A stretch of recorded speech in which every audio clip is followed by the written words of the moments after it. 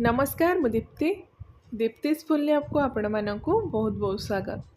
आज आम बनैबा खुआ मंडा। आउ ए जो खुआ मंडा ना हमर महाप्रभु श्री जगन्नाथंकर गोटे महाप्रसाद बा 56 भोगरु गोटे। आउ यार टेस्ट आउ फ्लेवर ना पूरा यूनिक। महाप्रसाद तो तार जो बास्ना पूरा अलग। बस यार जो प्रोसीजरटा मु आपण मानक सहित शेयर करुच्ची। आशा करुच्ची आपण समस्त को पसंद आसीबो। तो ये खुआ मंडा बनैबा पई फास्ट आम खुआ बनैबा। नॉर्मली जेमती आमर खुआ बना जाए क्षीरटा को फुटेकी पूरा ताकू बहलिया करबा तापरे सुखिला करके खुआटा आम रेडी करबा। तो ये मु पाखापाखि 750 ml क्षीर नहीं। जेकोसी क्षीर आप नहीं पारे, गाई क्षीर हो बा पैकेट क्षीर जो क्षीरटा आप घरे यूज कर से क्षीर भी नहीं पारे। तो क्षीरटा को आप एमती कंटिन्यू चलेकी मीडियम टू हाई फ्लेम रखिकी ताकू आम फुटेबा बा भल भाव फुटेकी क्षीरटा को आम बहलिया करबा। आउ एठी जदि आपण फुल क्रीम क्षीर नौचंती तो खुआर जो आमर क्वांटिटी टिके बेसी आसीबा सहित खाइबा को भी आहुरी टेस्टी लागिबो। तो क्षीरटा ये देखो फुटिकी आमर राबड़ी टाइप हो गलानी। एमतिया टेक्सचर आमको दरकार नहीं, सुखिला करके ताको आम खुआ टाइप बनैबा। तो आउ टिके यहाँ को आम फुटेबा पाखापाखि 5 ରୁ 10 मिनिट टाइम लगे। आउ ए स्टेज रे बिल्कुल भी आप छाड़बे कंटिन्यू ताको चलेबे।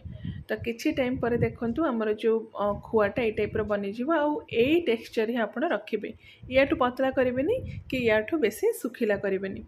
तो एबे हम कौन करवा ना ए 1/4 कप ऐड करवा गुड़, ता सहित गोटे चमच घी देकी ताको भल भाव आउ थे मिक्स करवा। आउ जिते बेले देखिए गुड़टा मेल्ट होकर खुआ सहित भल भाव मिक्स हो तार जो कंसिस्टेंसी आउ टिके पतला हो देखु ये टाइप हो। तो एबे आउ 2-3 मिनिट पे ताको लो फ्लेम रे भल भाव कुक करवा बा टिके सुखिला हवा जाए कुक करवा। देखु एति कंसिस्टेंसी रखा। एबे आम गैस फ्लेम को बंद करदे। आउ ये आम कुक करवानी, बेसी कुक जदि करवा आमर जो खुआटा हार्ड हो खाइबा को भल लगे। तो गैस फ्लेम को ये आम बंद करदे। नेक्स्ट आम आउ गोटे पैन रे 2 चमच घी गरम करवा। आउ घीटा टिके गरम हो गले बा टिके मेल्ट हो सारा पर आम ए आधा कप देदेबा गुड़। तो ये जो कप रे मु गुड़ मापिकी नौची ना यहाँ 1/4 कप मेजरमेंट रो। तो 2 कप आम ए गुड़ मापिकी देदेबा। टोटाल आम आधा कप गुड़ नवा। गुड़टा टिके आम मेल्ट करवा ये।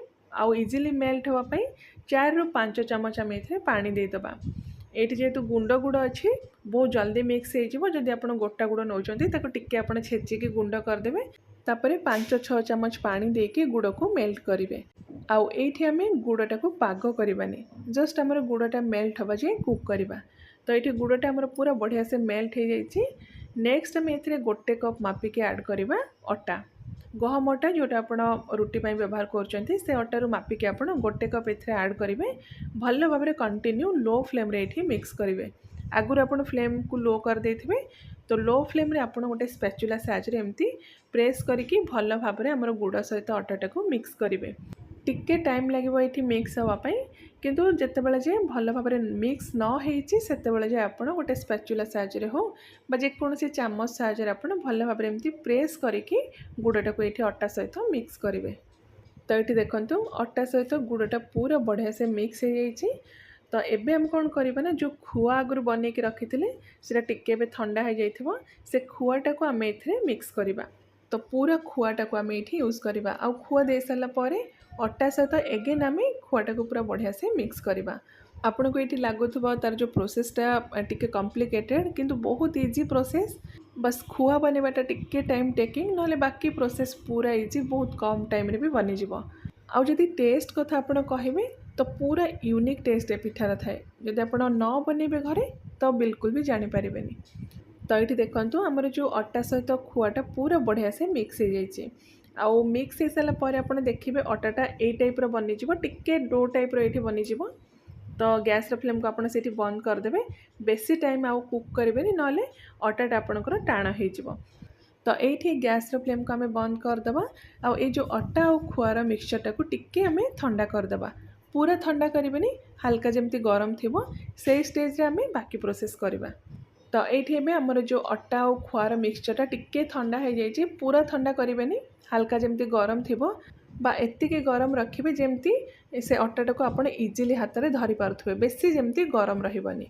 तो एमती जेतिकी साइज रो आपन को पिठा बनवार अच्छे सेतिकी पोर्सन नहीं कि हाथ में ताको एमती बॉल टाइप रो बनइबे। बहुत ही इजी प्रोसेस। ए पिठा पाई आपको अलग से कौन स्टफिंग भी बनवा को पड़ोनी। बस मिक्सचर हाथ में आप ने छोट छोट साइज जो साइज आपको पिठा बनवार अच्छी से साइज नहीं केमती बॉल बनइबे। तो सब पिठार मुझे बॉल बन देती। देखो टिके मीडियम साइज मुझे रखी, बेसी बड़ करनी कि बेसी छोट भी रखनी। तो ये आम यहाँ स्टीम करवा। स्टीम करने आप गोटे स्टीमर यूज करेंगे बा इडली छांचर भी आप स्टीम करेंगे।